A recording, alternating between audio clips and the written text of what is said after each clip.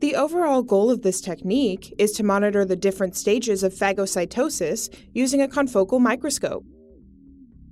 This method can help answer key questions in the field of host-pathogen interactions, mainly to understand how pathogens enter the host cells during infection. The main advantage of this technique is that it is simple and enables us to gain information about the various cellular events that occur during phagocytosis in a time-sensitive manner.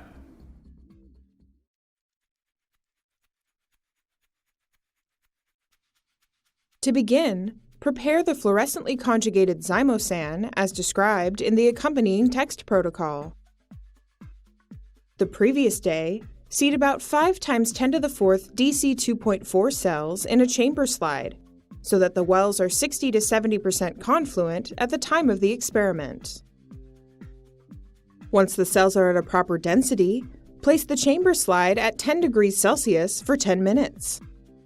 Cooling of the cells is necessary to block endocytosis as well as unwanted phagocytosis, and subsequently to have a synchronized phagocytosis. Next, gently remove the medium from each well using a pipette or aspirator.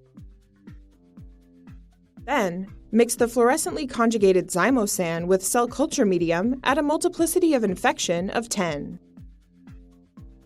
Next, add 500 microliters of medium into each chamber well to ensure that all of the cells are covered. Then, spin down the chamber slide to both increase the contact between the particulates and the cells and synchronize the binding process. Following centrifugation, transfer the chamber slide to a 37